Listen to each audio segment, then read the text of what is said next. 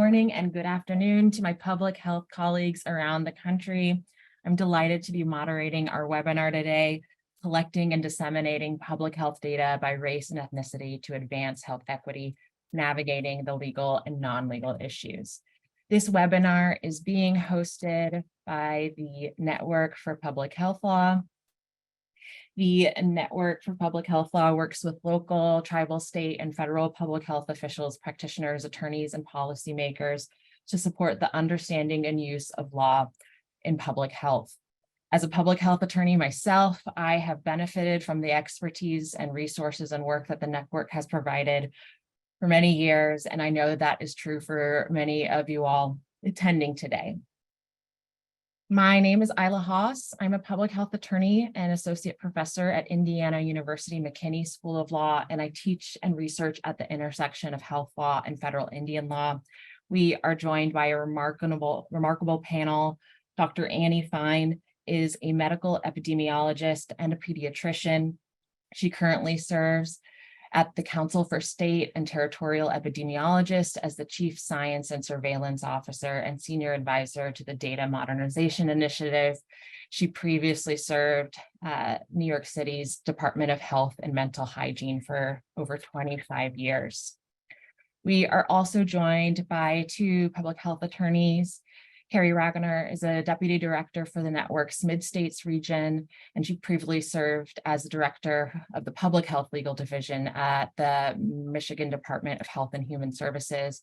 Stephen Murphy is a senior attorney with the network, and he previously served as an attorney with the Chicago Department of Health. Much of the work that we are going to be discussing today is informed by a handbook that the network recently published, Disaggregation of Public Health Data by Race and Ethnicity. This is a legal handbook that was generously supported by the Robert Wood Johnson Foundation. The network led the research and compilation of this document with support from public health and public health attorney colleagues across the country and across important public health organizations. And the goal of the handbook was to tease out and untangle some of the many legal issues that impact disaggregating data by race and ethnicity in the context of collection, in the context of public health dissemination, and in the context of sharing with governmental and non-governmental partners. And with that, we are going to be kicking off our discussion today, which is going to be in a fireside Q&A style chat, in which I will be asking questions of our esteemed panel of experts, and then we'll be setting some time at the end for Q&A from our attendees at the end of the webinar. And just a reminder, for questions, please populate them in the Q&A chat box. I'll be going through those along with my colleagues throughout the webinar and looking forward to the questions that you all have. So to kick us off, I want to pass it over to Annie and ask you to tell us about what exactly is data disaggregation. That is a big word. What does it mean in terms of public health?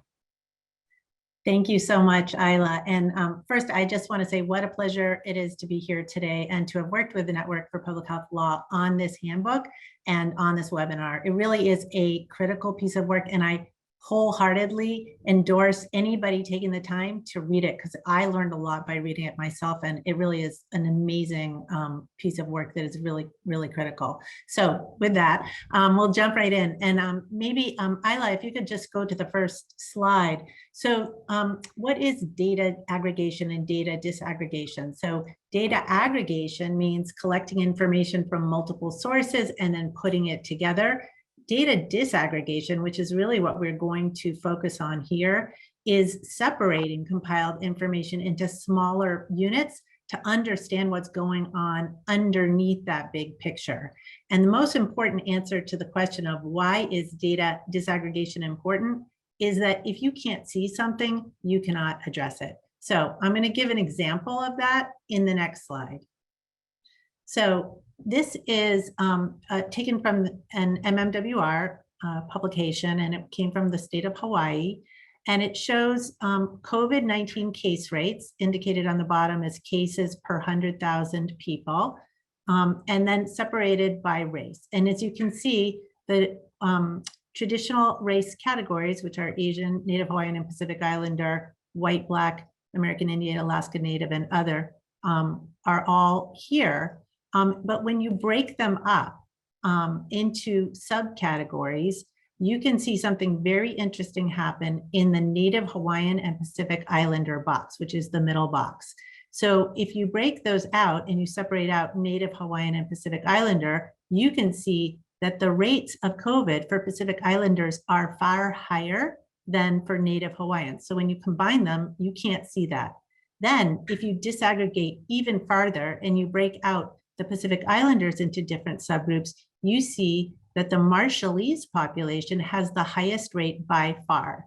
You would never know that if you didn't disaggregate the data. So if you don't know it, you don't know that the Marshallese are experiencing an incredibly high rate of COVID. That is just one of a million examples that could be given, but I just thought it was a good one to illustrate what we are talking about here, which is breaking data up to be able to get a clearer picture of what's going on. Also, I just wanted to give some examples of the kinds of disparities across race and ethnicity, which are almost everybody in this audience, I am sure, is well aware of.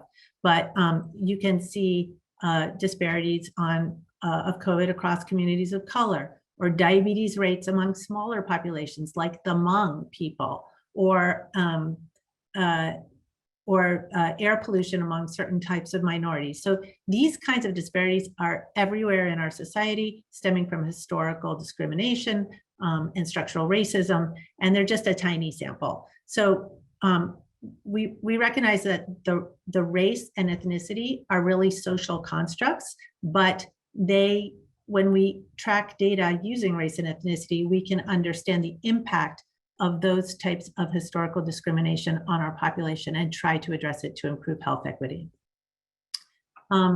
If you don't exist in the data, you won't exist in the eyes of policymakers.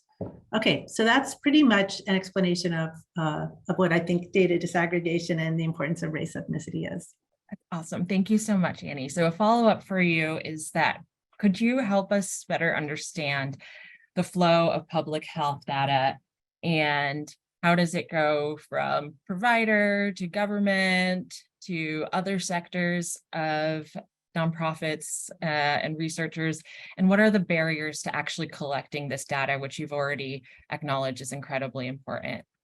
Sure. And I will say that my organization, the Council of State and Territorial Epidemiologists, did do a report on this topic, which we can also probably post in the chat or in the provide to the audience in the Q&A. But this is a really, really critical topic. So just to give everybody here a baseline of how this usually works, currently, people come in to seek healthcare, and they usually go to a medical provider, or they might go to a vaccination clinic, or even to a laboratory to get a test done. So that's the first step. And that is actually where most of the race and ethnicity information is collected.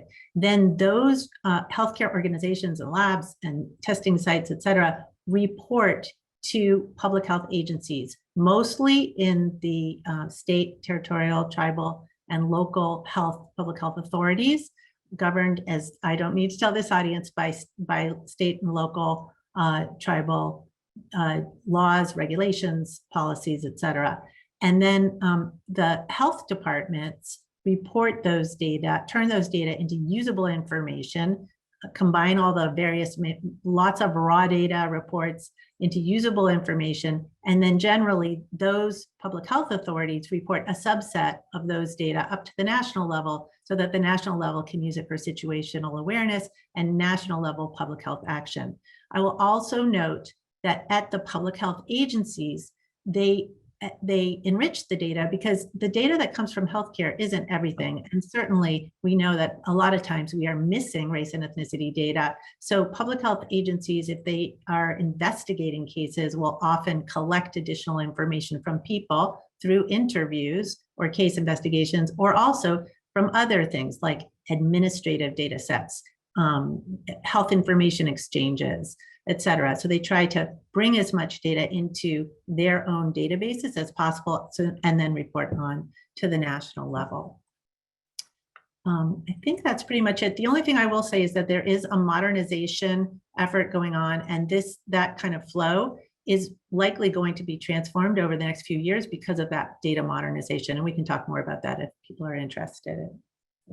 Yeah, maybe you can start us off about the OMB race and ethnicity categories that really has anchored our collection and our information on race and ethnicity and public health data for so long.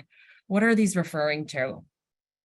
Well, I'm sure others here can speak to this as well, but there is a slide, I think, that shows what the current OMB race categories are, and this is based on the OMB Statistical Directive number 15, which was put into place in 1997.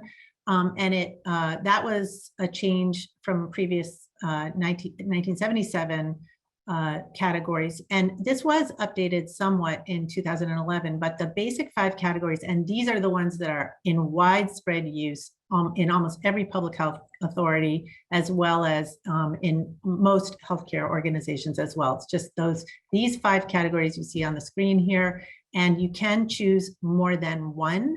But there are numerous data issues that happen when you do. If somebody identifies as more than one of these, often the data are transmitted to public health as other, so you lose that information.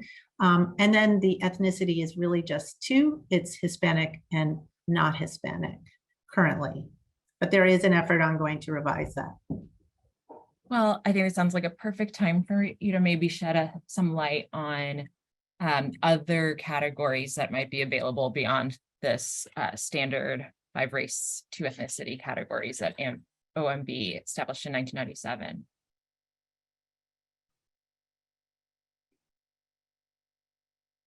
Carrie, did you want to take a stab at that? Sure, I can do that. So as you both mentioned, you and Annie mentioned, the OMB categories kind of set the minimum standards at the federal level. And federal agencies are able to go further than that sort of floor that OMB sets for race and ethnicity data collection. An example of that, and you see, so there's this table that shows the ethnicity categories that are used by HHS HHS sponsored health surveys. And these are the categories that were adopted in 2011 as part of HHS's adoption of Section 4302 of the Affordable Care Act. And so if you go to the next slide, then you can see the racial categories that are used. So this detail, again, is this added level of detail is really only used by HHS with the HHS sponsored health surveys. So they're not widely adopted. I think, as Annie was saying, it's more typical at the state level to collect data using kind of the OMB standard categories, which are more limited. And I will say, states can go further, and we'll talk about this a little bit later on, where OMB sets sort of the floor. And although states are not required to follow OMB's categories because the federal government is, they often, either through kind of the power of the purse in terms of requirements through grants and contracts, require reporting using, say, OMB's categories. States may go further than that, but need to consider the ability to roll up that data that might be more granular into the standards utilized by the federal government. Thank you, Carrie. And one thing that I want to make sure that I add at this juncture, and we'll talk a little bit more in the context of collection and dissemination when we have the interlay of tribal law and federal Indiana policy, is just acknowledging some of the complexities in data classification for Indigenous communities. So when we look at public health data, this whole webinar is on disaggregation of data by race and ethnicity. We are losing a layer, an important layer, in the context of Indigenous peoples in terms of political classification. And so while public health generally will look at being an American Indian or Alaska Native as a racial ethnic category, being a member of a tribe by tribal law, and as recognized under federal law as a political classification. And so that additional layer of being a member of a tribe and a member of which tribe is not generally going to be captured or not going to be captured in most healthcare and public health settings. And frankly, in other sources of data, for example, educational data, although there are some exceptions, and that's going to depend widely on the survey instrument or the paperwork in which that individual is going to be filling out. There's also an important piece in terms of self-identification versus perceived identification, ancestral identification, and in addition to citizenship. And that can lead to variabilities in different contexts in terms of whether data is showing an individual or a community or a population as being Indigenous or not. And that can be particularly true when data is being collected in a setting where perceived identity is meaning that someone other than the individual is identifying themselves as an Indigenous person and likely on the form as an American Indian or Alaska Native.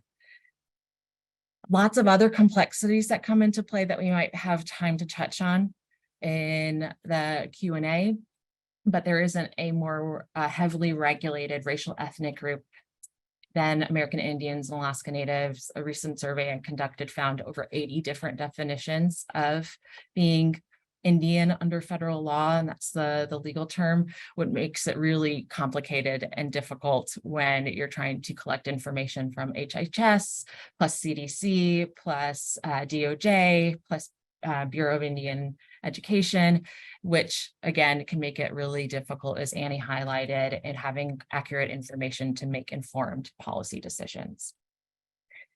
I want to pass the mic over to Stephen, and I'm wondering, Stephen, can you give us a better idea of just the general privacy landscape in today's health department in terms of dealing with, collecting with, considering this disaggregation of data? And I know you're going to be talking about dissemination more closely later on in our discussion. Yes, and good morning and good afternoon to everybody, depending on where you are. Yeah, I think many folks on this call, if not all, are familiar with the fact that the privacy laws that apply to public health data sets are vast, and we have something of a web of privacy law that applies to different data sets within public health. We have laws on the federal level and on the state level that apply to different data. And in addition, we have specific privacy provisions that apply to specific types of data. So on the federal level, for example, where I think many of us are familiar with HIPAA, the Health Information Portability and Accountability Act, which applies to protected health information. But then in the public health context, we also have things like FERPA, which protects education records, which is, can come into play when you're dealing with school health programs like vision and dental. But then we have like Medicaid and Part 2, which is 42 CFR Part 2 applies to substance use records.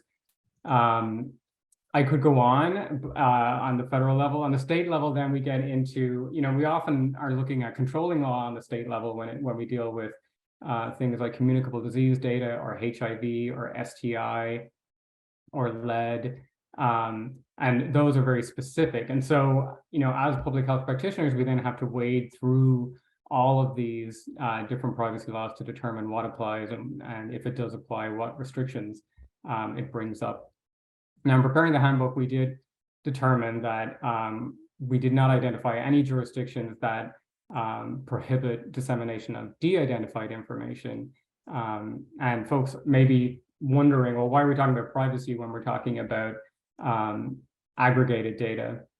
And we'll talk about that a little bit later, but just because it increases the risks of re-identification, we get into talking about privacy laws as well.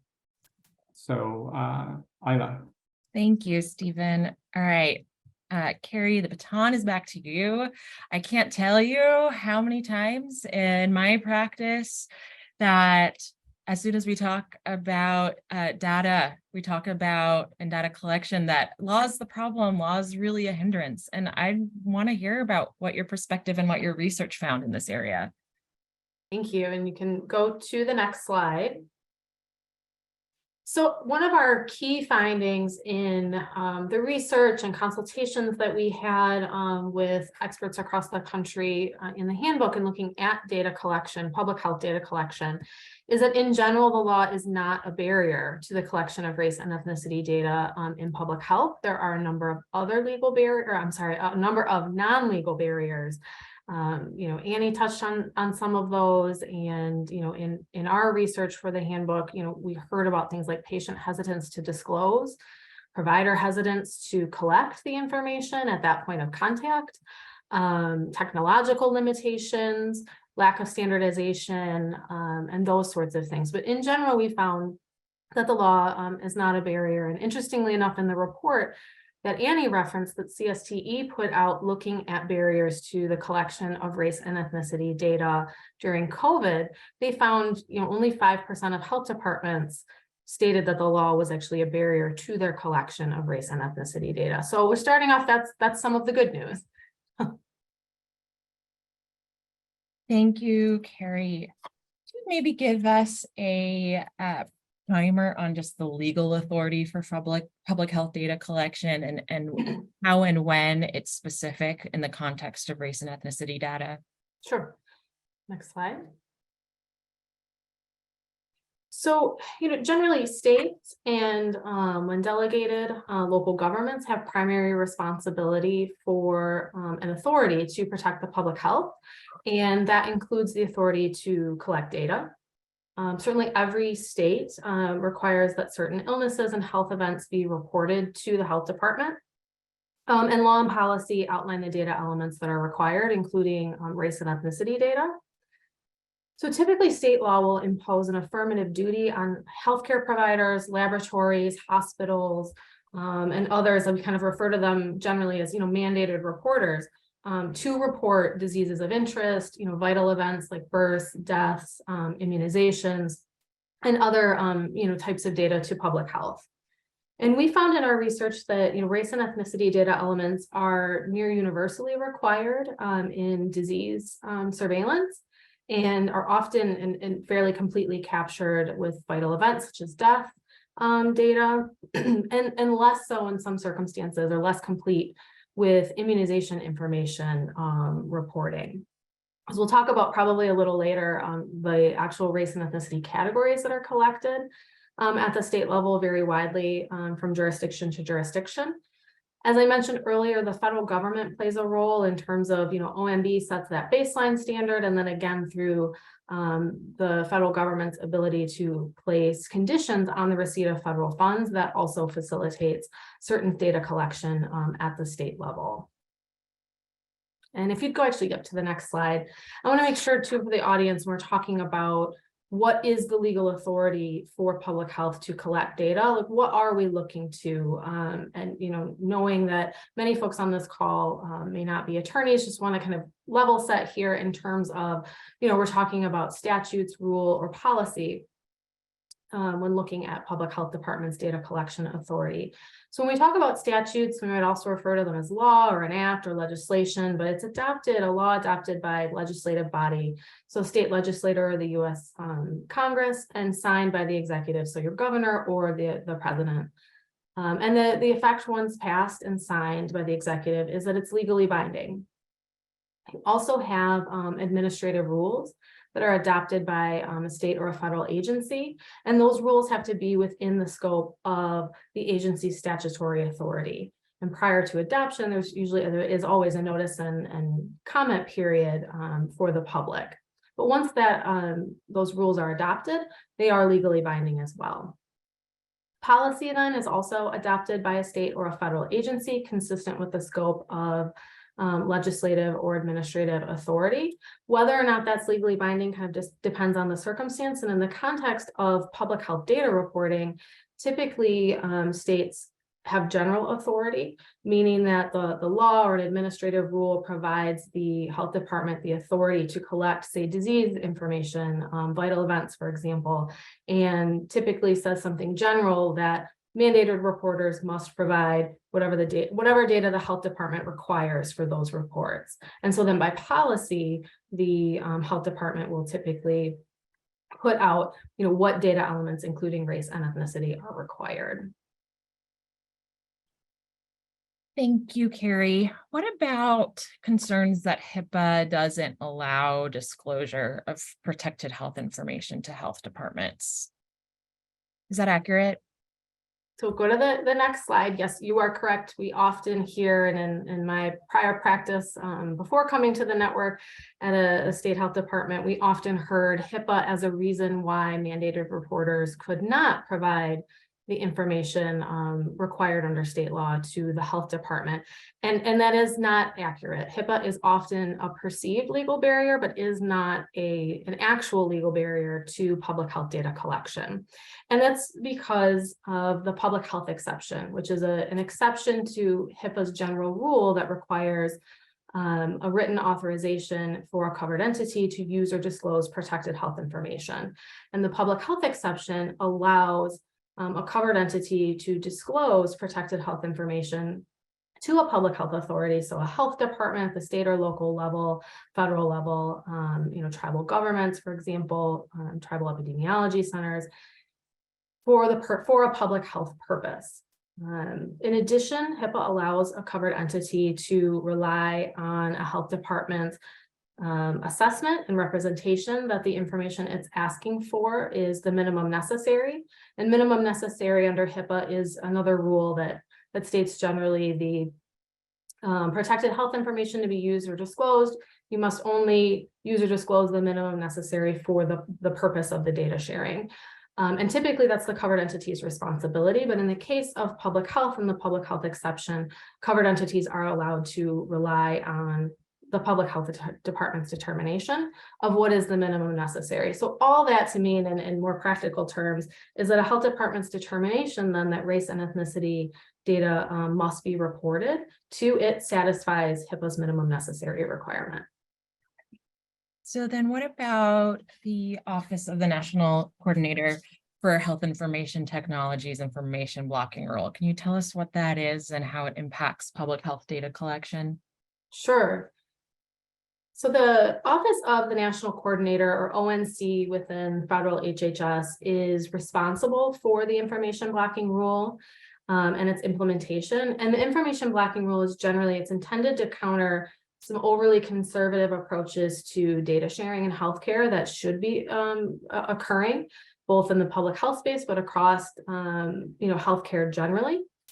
And in addition to the rule that talks about different types of information, what constitutes information blocking, impermissible information blocking, ONC went so far as to issue guidance that a healthcare provider or a mandated reporter who fails to report data electronically to a public health department as required or authorized by law may actually be engaged in impermissible information blocking and in violation of federal law. So that gives another incentive at the federal level under federal law for providers to report to health departments. So again, as we were talked about a couple of questions ago, state law permits the collection of race and ethnicity data, and then through HIPAA and the information blocking rule, federal law helps facilitate that data collection. Thanks so much, Carrie. Knowing that states have such an important role in capturing this kind of information, can you give some examples of states that have made advances in the collection of race and ethnicity data? Certainly. So a couple of examples here, certainly not comprehensive, but want to highlight just a couple of examples quickly where states have gone well beyond, say, that baseline that we talked about earlier with OMB's categories. So Oregon in 2003 adopted its race, ethnicity, language, and disability data collection law. And that law required their Department of Human Services and Health Authority to develop data collection standards with ongoing community stakeholder input. And there's currently in use 39 different race and ethnicity categories in Oregon. Providers must allow selection of multiple races, for example, or multiple ethnicities, and then ask open-ended questions.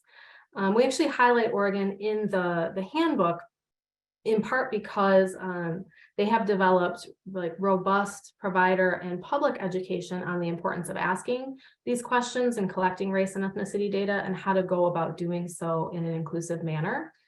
And then Washington, the Department of Public Health, this is a more recent example, adopted a regulation last year that actually just went into effect in January.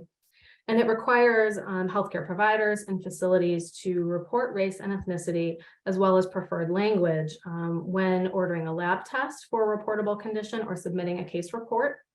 And their regulation uses 71 different race and ethnicity categories. So I'd actually, if I may, like to kind of ask Annie a follow-up question in regards, we talk about the OMB categories and how states can go further. And here we've got Oregon with 39 different categories, Washington with now 71. And I'm wondering if you might be able to speak to any impact of kind of a lack of standardization across states.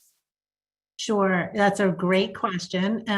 So I think for individual jurisdictions, public health authorities that do want to collect more information so that they can see what's going on within their jurisdictions and all these important subpopulations, it's great that they can be able to collect it and use it and see the data within their jurisdiction. But the downside is that it does make it more difficult to exchange that information with other states or other to the national level. If we use one vocabulary, one set, even if it's very large, that would be better than everybody doing their own thing. Because when everybody does their own thing, it's harder to speak to each other. And that's, we really need to be going in the direction of being able to do that in this country and to move data around more easily so that this is something that can be shared.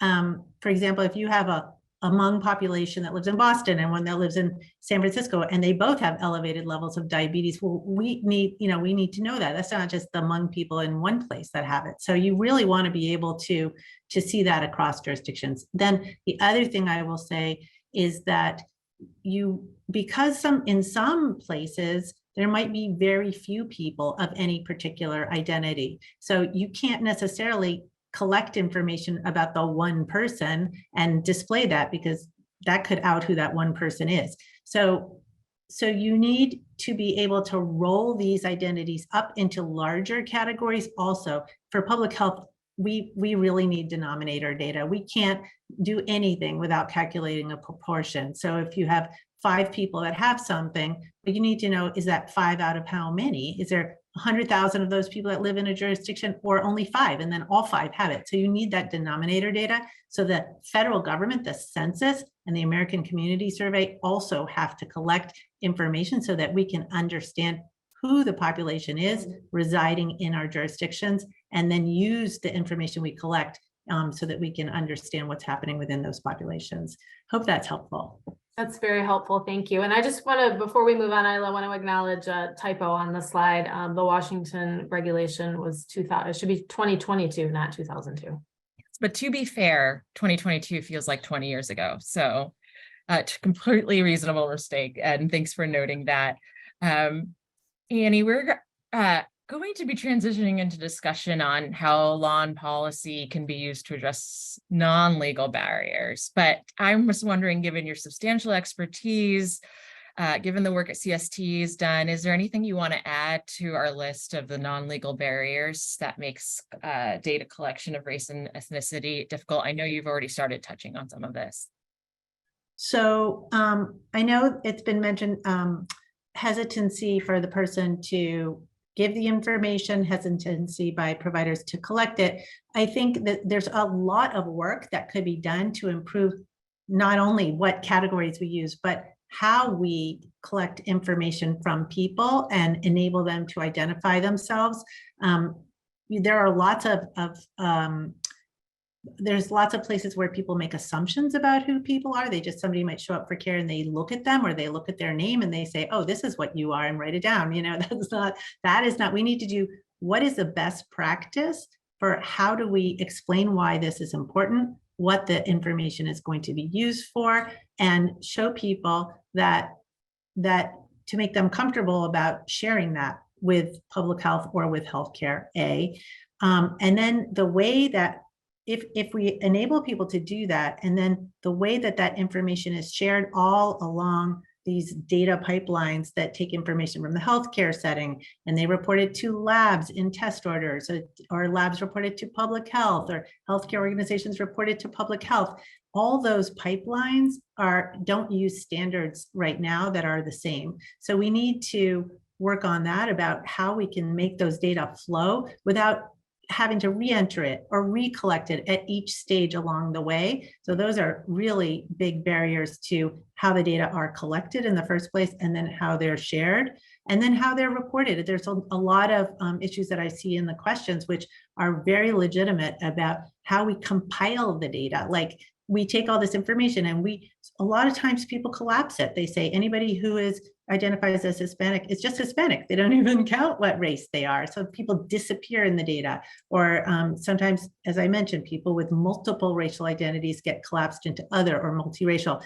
It's not useful that way. So we need to have a lot better ways to really use the data and display it in ways, and to the public, incorporating input from communities about how it should be best collected and displayed and used. Thank you, Annie. So Carrie, where does law and policy fit in with some of these barriers?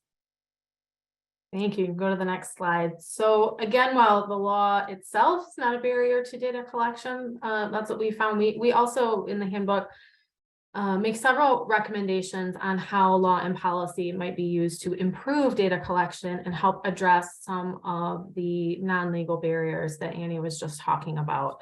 So again, the good news is that states have authority to collect race and ethnicity data, and they should use it, and they do use it, but consider using it to collect more data and more robust data. Certainly going into a more granular level, reflecting their jurisdictions, unique communities, and demographics. And I say that, and it sounds simple, but I want to acknowledge, just for all of the reasons Annie was just talking about, and reasons we outlined in the handbook, and probably some we haven't discussed even, I want to acknowledge what a significant undertaking that is for health departments, but also how important it is to having the data that we need to, identify and address health disparities. So, another recommendation we made is around states exploring explicitly mandating reporting of race and ethnicity data. And the reason for that is that we found that while reporting of the race and ethnicity data, whether it's again by law, by administrative rule, or by policy that's implementing a more general law or administrative rule, we found that some data reporters tend to view the policy requirement as a suggestion rather than a legal requirement. And so one way to combat that is for states to explicitly mandate, again by law or by administrative rule, that race and ethnicity data be reported. A caveat there is to think about whether or not to put those categories, those race and ethnicity categories, into law or rule. It just may impact flexibility in terms of being able to update those, as opposed to having it kind of in a policy document. In addition, we talk about penalty structures for reporting. Many states have penalty structures in place for failure to report data that's required to public health, whether that be by fines or actions against a professional licensure. So for states that don't have those penalty structures in place, we recommend they consider doing so. Although our research found that penalties are seldom utilized by health departments, so seldom are providers fined or are there actions against their professional license, it's a really important tool in the toolbox of improving reporting. And that's because it goes a long way with education efforts, and it goes a long way in terms of working with legal counsel for the mandated reporters, and knowing that there are these penalties out there that could be utilized. It's just, again, another tool in the toolbox, even if fines aren't regularly utilized.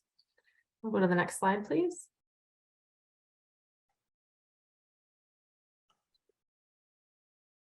We also make some recommendations about how law and policy could be used at the federal level to improve data collection. Certainly the federal government is in a position to provide nationwide leadership and to improve the collection of race and ethnicity data. And I want to acknowledge many efforts are underway. We recommend, certainly that those continue in as cohesive a way as possible across government. I'll give an example or two just to illustrate some of the efforts that are underway. But the federal government can, they have a lot of different tools that they can draw on to further the collection of race and ethnicity data, whether that's rulemaking, guidance, outreach and education, providing stakeholders across the country with a clear vision and with guidance, as well as providing states and local governments with technical and financial assistance. So one of those examples of the ongoing efforts to improve race and ethnicity data collection and sharing is CMS released updates in November of 2021 to its Medicare payment policies and announced that they would increase reimbursement to providers who report optional data to public health, such as syndromic surveillance. Another recommendation we made was that OMB consider expanding its race and ethnicity categories. And then in June of last year, OMB announced they're doing just that. So that process is ongoing. And I understand with a goal to be completed by summer of 2024. So that's ongoing now in terms of updating those limited categories that are currently in use.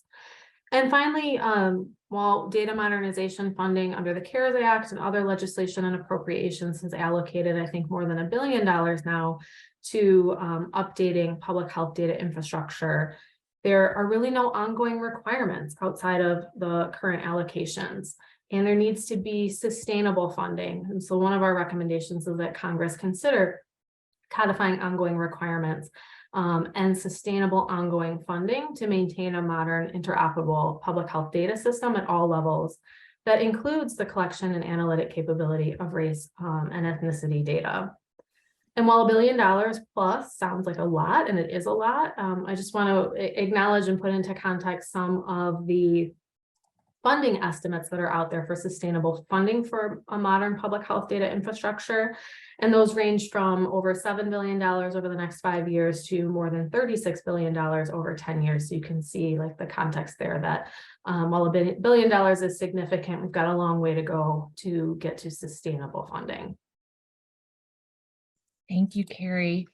Before we transition our discussion on some of the complicated issues related to dissemination of disaggregated data and privacy, I wanted to briefly acknowledge that in the context of data collection and data dissemination, when we are dealing with tribal nations, we're going to have additional layers and sometimes different laws that apply.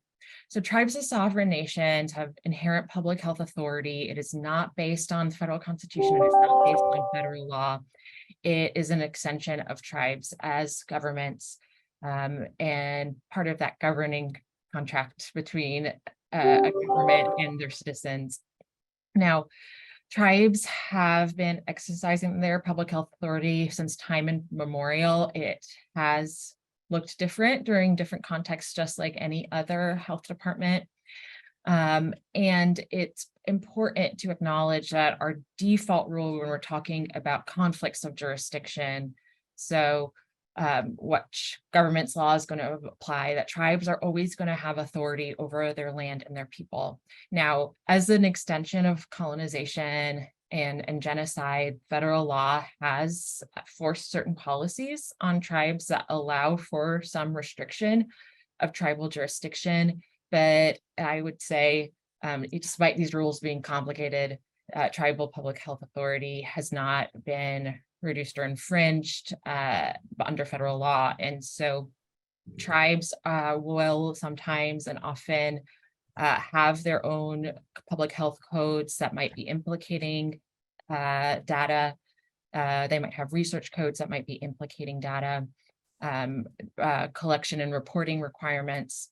We also have added layers of federal law that come into play in the context of federal treaty and trust and legislative responsibility to provide healthcare to Indigenous peoples as an an extension for an requirement that the federal government agreed to in exchange for ceded territory.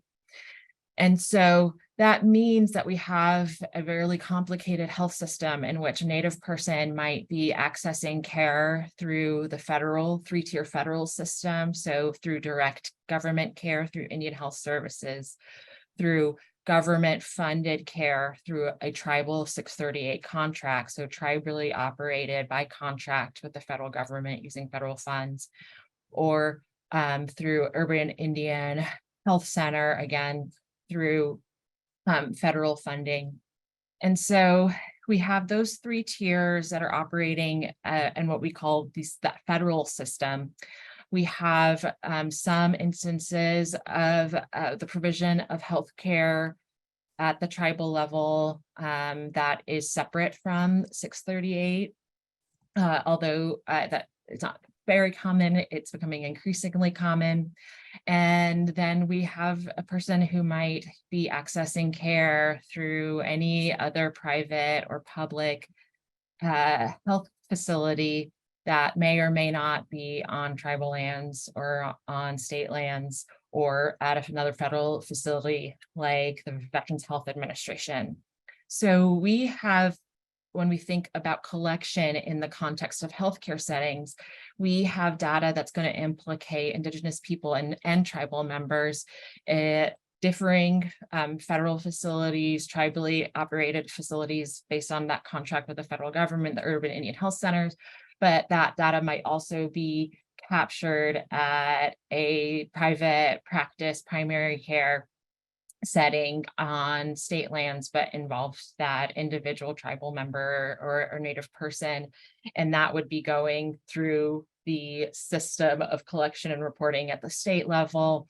But then they would have variances of terms of how that data might be captured across different IHS facilities or tribal 638 facilities.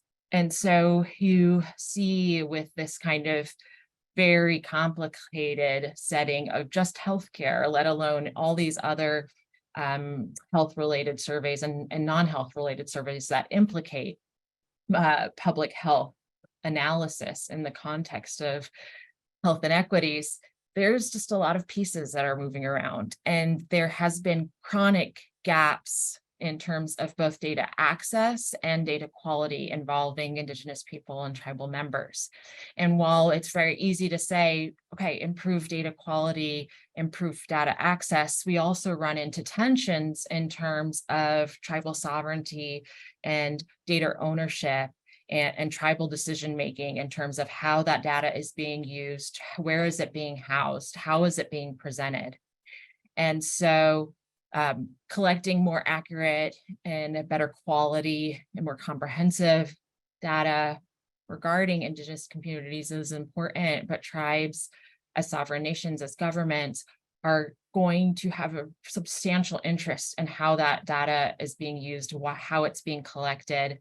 And so this is where, both in the context of data collection and data dissemination, having robust communications, informal discussions, and formal government to government consultation with tribes in the context of public health data is going to be essential, because each tribe is going to have different preferences, different laws that are going to be implicated in all of these issues. I do hope we get to talk a little bit more about this in the Q&A. I didn't even touch on the layer of tribal serving organizations like intertribal health boards, tribal epidemiology centers, which are often housed in intertribal health boards, but not always. Gives another layer of ensuring data access to serve tribes and Indigenous communities. But we've got a really unique set of laws that is going to often look and feel and be applied differently in the context of tribes that it's important to be aware of. With that, I want to transition to the discussion a little bit in terms of public dissemination. And so, Stephen, can you talk about public dissemination and disaggregated data, what that means in context of transparency and privacy? Sure. And in this context of dissemination of disaggregated data, we use this phrase in the handbook of the crossroads of transparency and privacy. And that really relates to this push and pull that we see between the public's right to access public data and the individual's right to privacy. And so how do you balance those two things? The law is a driver on both of those things. And we see in the context of dissemination, laws like open data laws and freedom of information laws, which promote the dissemination of disaggregated data. In the case of FOIA laws, that create a presumption that public records are subject to release to anybody who requests them within short order. And then we also see de-identification standards, and this plays into both that public's right to access public records and the individual's right to privacy, because it really is a facilitator of both. If we can de-identify data so that individuals whose information is contained within the data is not available and the individuals could not be identified, then the data could be released. And similarly, so that basically helps us both with the dissemination piece and then also obviously protecting the privacy of the individuals that are the subject of the information. And with the addition of race and ethnicity into an otherwise de-identified data set, we do get into these increased risks of re-identification, which we'll talk about in just a minute and which Annie referred to earlier. Thank you. So can you tell us a little bit about open data laws and how that interplays with disaggregated data? Sure, yeah. So open data laws refer to laws that require government agencies to publish information online as open data and generally requiring standardized machine readable formats. And we have many examples of this in the handbook, and you see some of them on screen here, including President Obama's executive order in 2013, in which he set open and machine readable as the new default for government information. And not on screen here, actually, is that President Biden also issued an executive order in 2021 that was designed to improve collection and dissemination of data, including what the White House referred to as key equity indicators.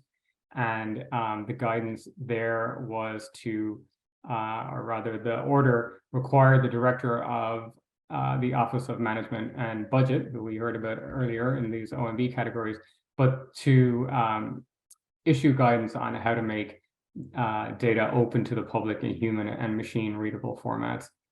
And then on screen here as well, you see some data from a federal website, data.gov, which highlights the proliferation of open data portals. And we see that 48 states now have open data portals in 48 US cities and counties, and then 53 countries around the world, and then some international regions as well. 165 international regions have these open data portals that provide a platform for government agencies to make public data available.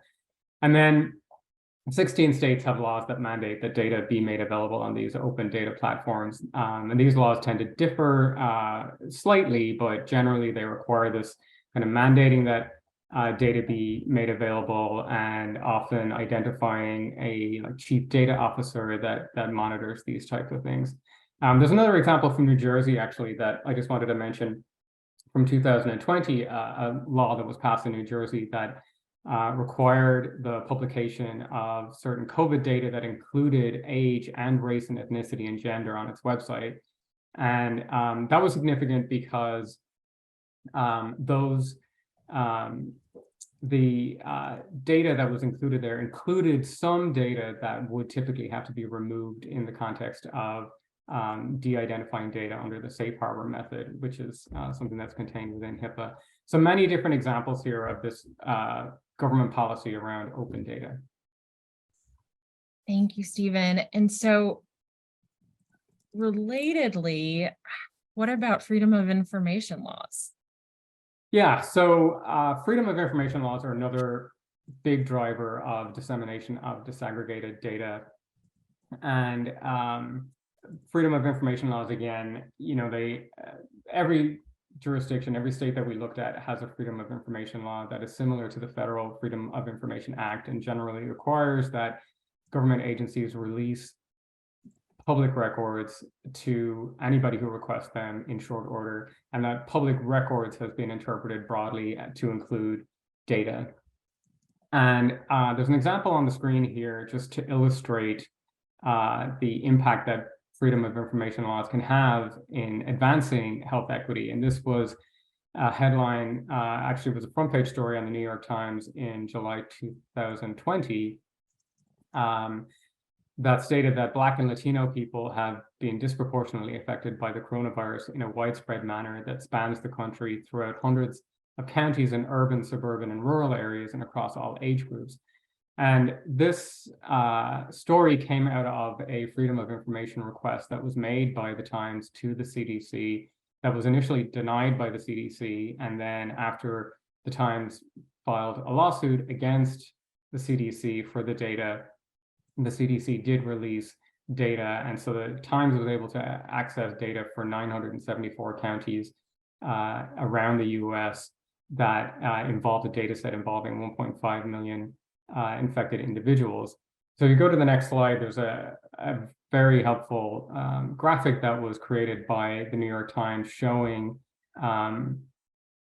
representation of this data. And so here in this graph, you see where the graph is color-coded to very broad categories of white, all, Black, and Latino, and it shows the population most affected by coronavirus infections at that time, back in July of 2020. And you can see that there is an overrepresentation of Black and Latino populations in that data.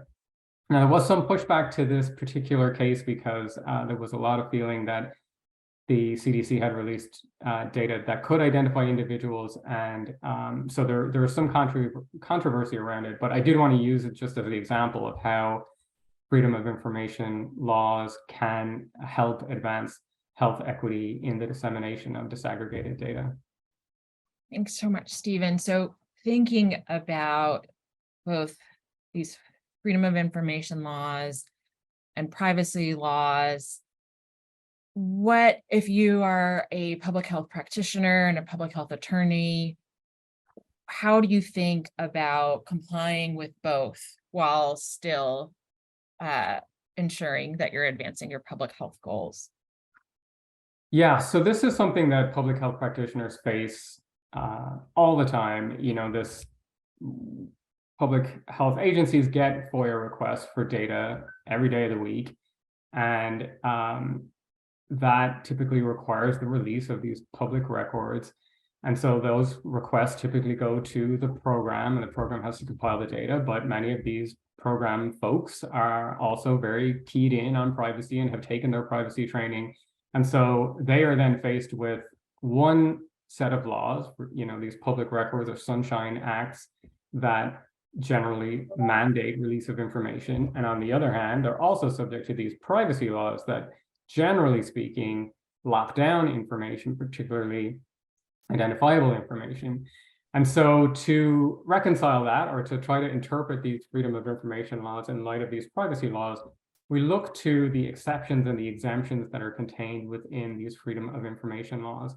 And they vary from one jurisdiction to the next, but there are some very common themes among these different laws, including, if you look on the screen here, we see Ohio has exceptions for medical records, meaning that medical records are not subject to release under their state's FOIA. And that's something that comes up in other jurisdictions as well, like you see here in Nebraska. But sticking with Ohio, then, they also have an exception for information that's prohibited from release by other law, and you see that in other jurisdictions as well, like Illinois.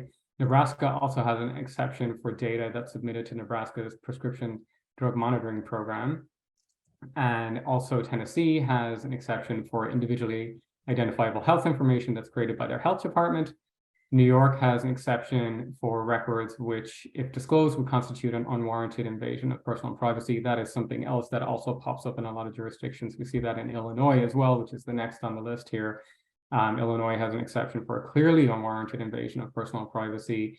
And that requires information that's highly personable and objectionable, etc. And then also this same exception of information that's barred from disclosure by other law. And there's a good example of that in Cook County a couple of years ago with a mental health advocate that was seeking data from Cook County Health and Hospital Systems in a case that was King versus Cook County Health and Hospital Systems. And the advocate there was looking for data that related to mental health that was included or used to create a report.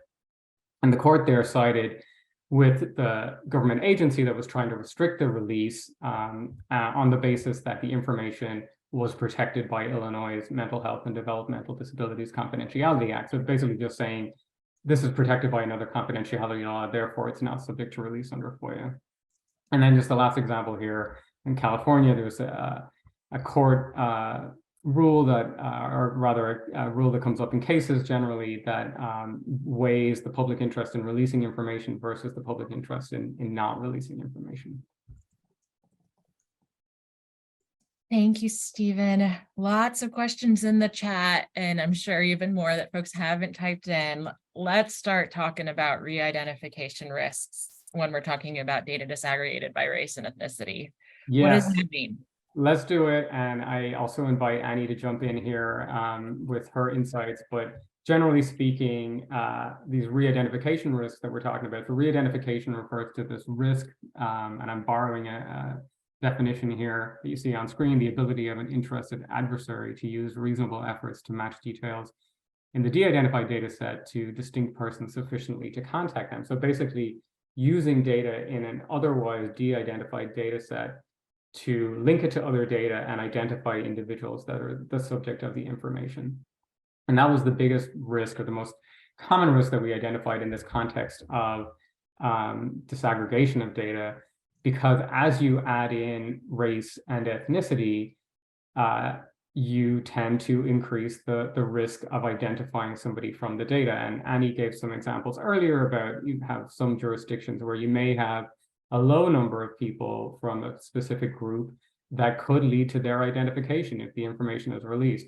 And by the same token, then you can have areas like Manhattan in New York, where you have very dense population and a high number of individuals from different subpopulations, different racial and ethnic groups, where the risk is low, relatively speaking, because of that population density. So we do have another graph that we're going to look at in just a second.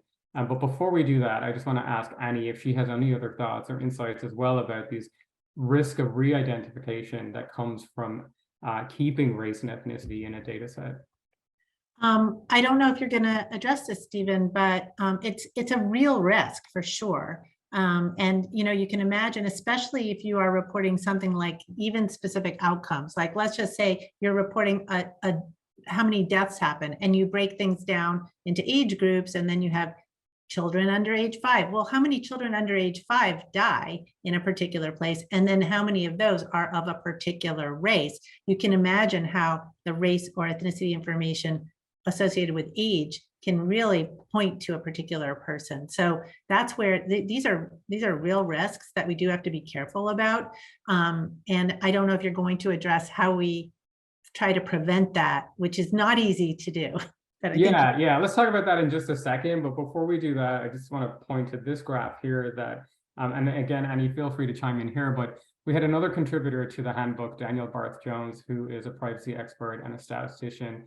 And he created this great graph that helps explain what we're talking about here with the risks of re-identification and how they change with the addition of race and ethnicity. And you can see all the way on the left-hand side of this chart, you'll see that when you include date of birth and 5-digit zip code and gender in a public health data set, there's a very high risk of re-identification. And that risk changes then when you shift from date of birth to just month of birth and year, goes down a little bit. And then when you look at year of birth, so taking out the month with 5-digit zip code and gender still, that goes down again.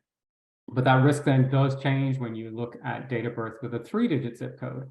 And you see all the way on the right of the graph you can see an interesting comparison here where you look at year of birth and I think it's 3-digit zip code and gender, and the risk is pretty low. But if you add in race and ethnicity into that same data, then you see this jump in the risk of re-identification.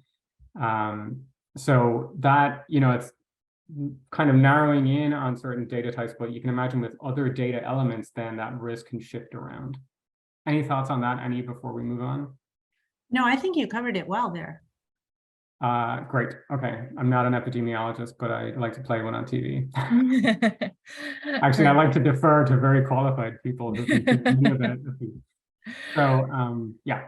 Yeah, so what about law providing for de-identification in public health data? Yeah, so, and I'm going to try to cover this pretty quickly because I see that we are at about 5 past the hour. So, yes, this de-identification is very important in the context of public health data, and particularly in the context of disaggregated data that includes race and ethnicity. And typically, we often look to HIPAA because it has de-identification methods that are spelled out. And it is very clear where other laws tend to be not as clear about what is considered sufficiently anonymized in order to release data. So HIPAA has these two methods. The first is the expert determination method, and that is it allows for someone with sufficient training in statistics or science that can determine, using these scientific methods, that there's a very small risk of re-identification. And then the other method is kind of more binary. It's this safe harbor method that requires removal of 18 different identifiers from data. And they include things like your address and your name and your date of birth. But it does not include things like race and ethnicity and gender identity. Actually, yeah, that's great. That's the list there of those 18 identifiers that have to be removed under the safe harbor. Now, there's pros and cons to each. The safe harbor method can be overly harsh in what it takes out of public health data, and that can prove problematic for health departments that want to publish data that includes zip code or a census tract or other data that wants to focus in. And particularly if you think about the context of COVID, where there were some very targeted responses to COVID in specific communities where you need data that's very community specific. So that safe harbor method can be problematic. The expert determination method can be better in that respect, but it requires an expert, and that's not something that all health departments have access to. Great. And so one last question for you, Stephen. How can re-identification risks that are created by disaggregated data be controlled? Great. And this is somewhere where, again, I invite Annie to jump in, but basically it's these methods of de-identification, particularly the expert determination method, that can control for these re-identification risks. When those methods are applied, then folks can use different tools to try to reduce the risk of re-identification. And some of those risks are like the bullet points that you see on the screen here around providing age groups instead of age in years, and increasing the size of geographic reporting units, or collapsing certain geographic areas together, or selectively censoring race and ethnicity in areas where too few individuals exist to allow safe reporting. And Annie, I would imagine that it's a combination of these things that's typically employed. Would that be fair to say? Yeah, I think, the key in all of this is thinking about the denominator, which is kind of interesting. It's often people will suppress data when you have less than 5 in a particular cell. They'll be like, we can't report it because it's too few. But if it's too few in a large population, then that's probably fine. The issue is really when you have smaller populations. So that's one of the things that needs to be taken into account. And then, yes, you can group things. You can group people by age groups. You can group people in multiple geographic units lumped together to make the data less re-identifiable. But I will say none of this is easy. And the standard health department, even at the state level, let alone at the local level or tribal health authorities or territories, most of those places don't have somebody who is expert in this. So, maybe there might be one person at a state health department who's expert in this. So this is an area where, again, the need for a public health workforce that actually can do this kind of very complex data science work to know what can be released and what can't, when you have, you want to release as much as possible to inform policy and action, but at the same time, you want to protect people's privacy. These are difficult tasks, and we really need more people to be able to do them. Thank you so much, Annie. So I am going to go ahead and move us on to our participant Q&A, and I'm going to be straight with y'all. When I volunteered to moderate this, I did not realize I had the hardest job. I've never seen so many questions in a chat before.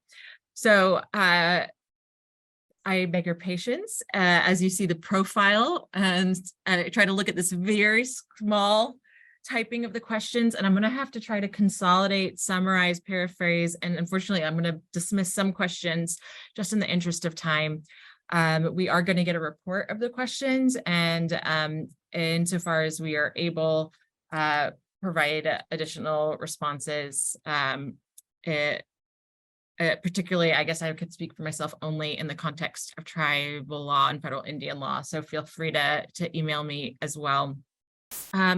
So we have a few questions, Annie. I'd like to start with you about what you mentioned about race and ethnicity being a social construct, this level of national origin maybe being more relevant. How do we deal with the limitations of these racial ethnic categories? And I'm going to add on, is it too late to really change the paradigm in which we have been collecting data? My goodness, these are tough and big and great questions. Okay, so I will do my best. There are people who have thought about this a lot and a lot more than me. So that is a disclaimer right from the beginning.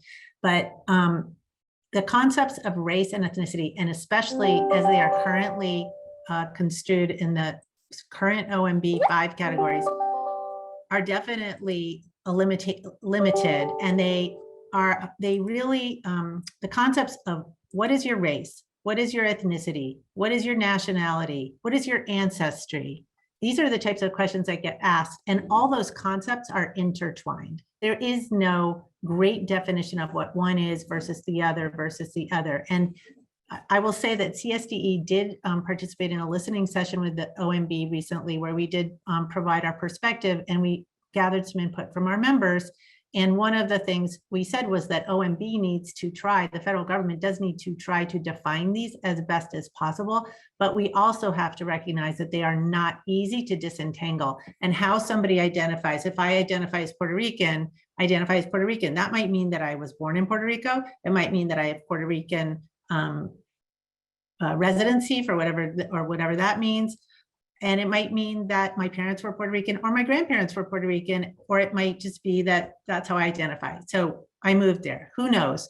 So I think that we do need better definitions, but we also need to let people identify how they identify, and then that will inform our understanding of how health is distributed across the population. Nothing is going to be perfect, but if we don't collect something, we won't understand how all these different social constructs impact individuals based on how they're treated, not necessarily anything about their own biology. Although in some situations there's biology too, but mostly we're talking about social and historical forces here that impact health. Thank you so much, Annie. So there were a couple of questions about mistrust in the context of data collection and disaggregation by race and ethnicity. I think that the handbook does reference that just kind of briefly as acknowledging that being an issue. And I would just acknowledge that it relates to some of the points I was trying to make earlier in the context of Indigenous data sovereignty. unfortunately, Indigenous peoples in the context of research, data collection, governmental policies have been subject to violence, death, and structural violence and marginalization because of those research activities. And it's something that I've explored in some of my research about the right not to be counted. And so I can't speak to the best way to fix this broader issue, but in the context of tribes, I would say this is where consultation is very important. But please, we have to understand that consultation with tribes as government doesn't always mean that you're going to be, or any government mean that you're going to be eliminating individual patient and individual people's concerns about how data is going to be used or misused. I'm wondering if anyone else on the panel has some thoughts about mistrust.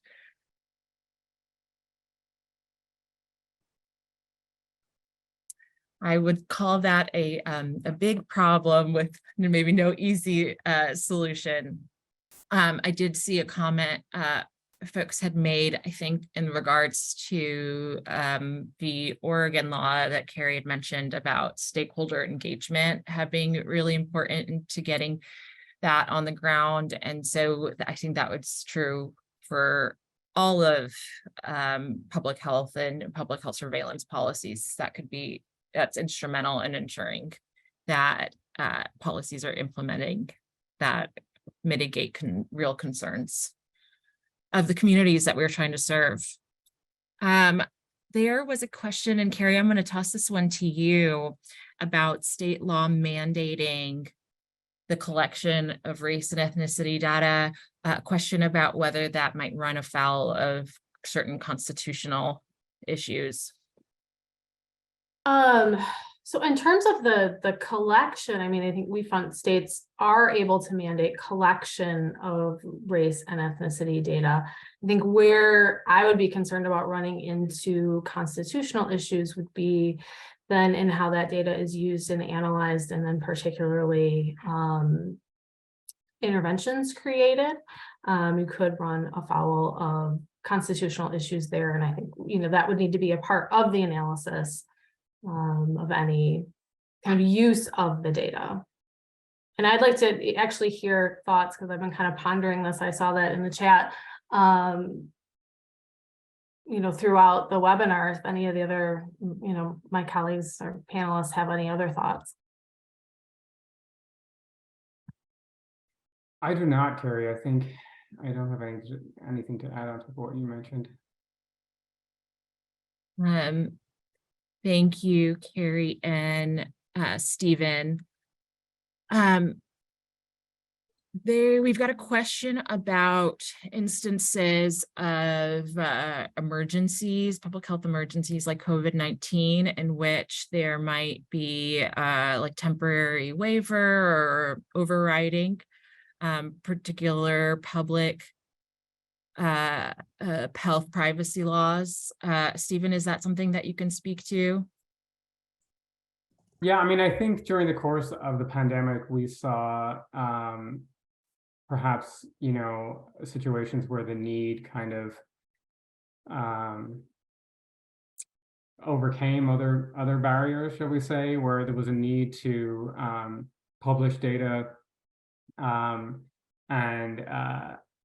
a need to collect data as well, and use of public health authorities to do that, that perhaps might not be quite as quick and easy in normal times. And so there have been a lot of use of emergency powers during the course of the pandemic. And so we will see, as at some point the public health emergency ends, what that will mean for collection and dissemination, and whether it will make things a little bit harder.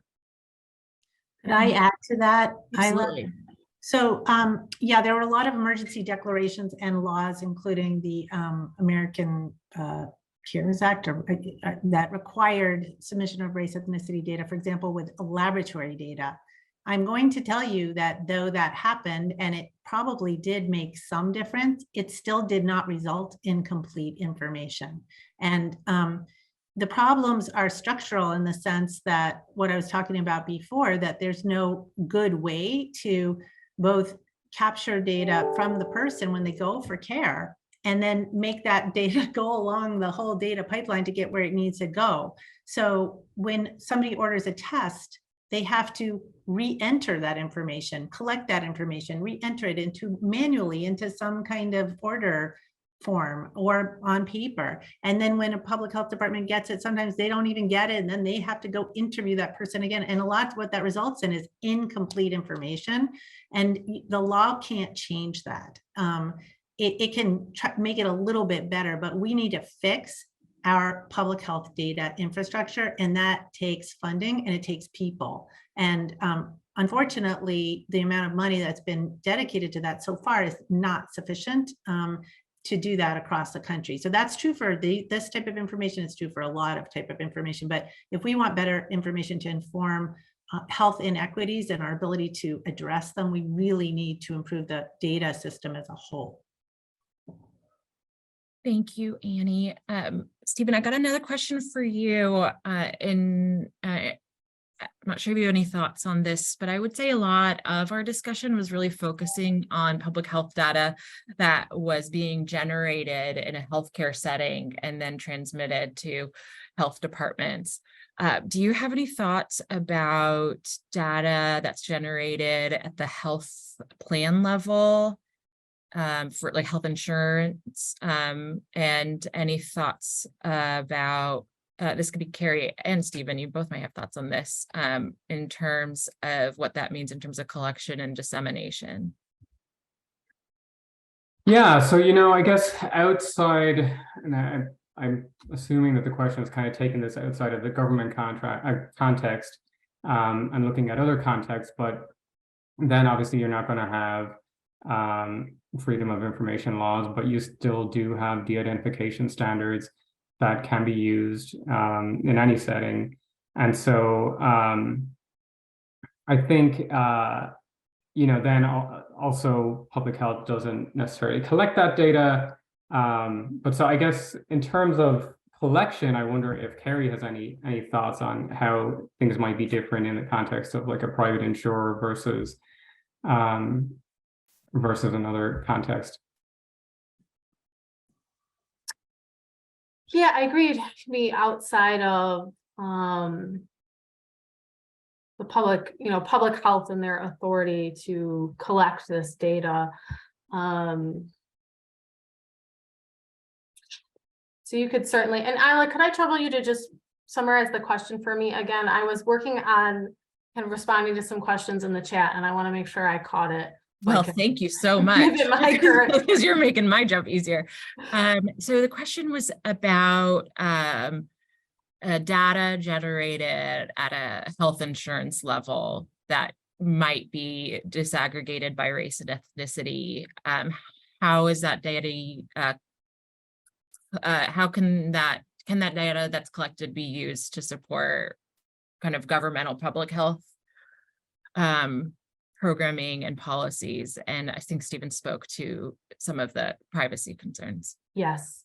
And I think that's exactly then where my mind goes in terms of you wouldn't have necessarily the same, laws applying in terms of what's applicable to the public health department, but, there are certainly possibilities for the partnership like the questioner describes, and you have to assess then at that health insurer level, like what laws apply and how can you disaggregate the data and use it and perhaps do that in partnership. So it's some of the same laws likely apply, but a slightly different take on the legal analysis most likely. Thank you so much. I can't believe it, but we're getting close to the end of our time together.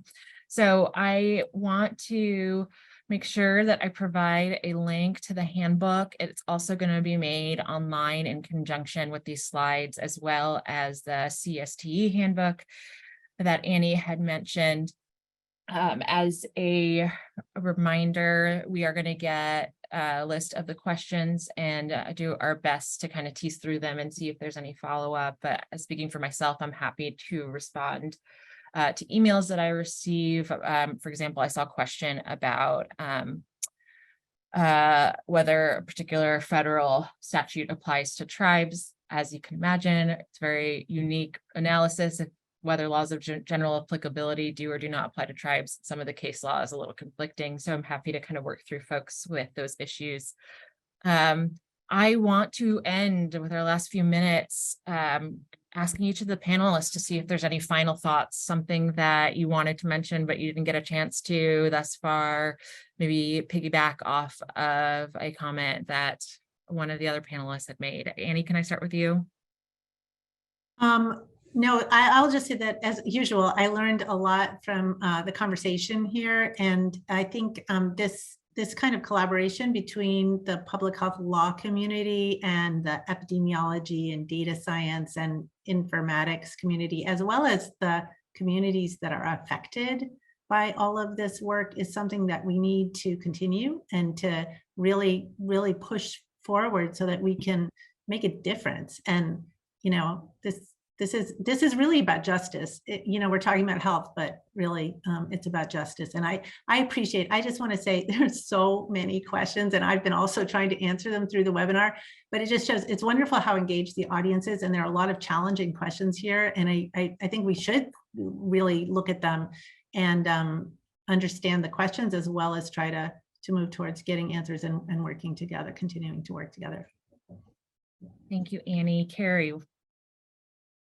Yeah, I'm struck, as I have been as we worked on the handbook, by how complicated the issues are, and that the law is one aspect of the issue and one aspect of, or one tool in the toolbox, so to speak, of the solution to better data collection and analysis, and also dissemination of data in a way that appropriately, you know, protects privacies and individuals' identity. And I'm just struck again by the questions and the breadth. I mean, it's causing me to think a lot and learning a lot, which is a good thing. And I think you know, there's lots more work to be done. And again, I think the law is but one tool in the toolbox, and I'm struck by that in terms of all of the questions coming through about, well, what about this technical issue and standardization and statistics and all the things that, you know, are other pieces of the puzzle.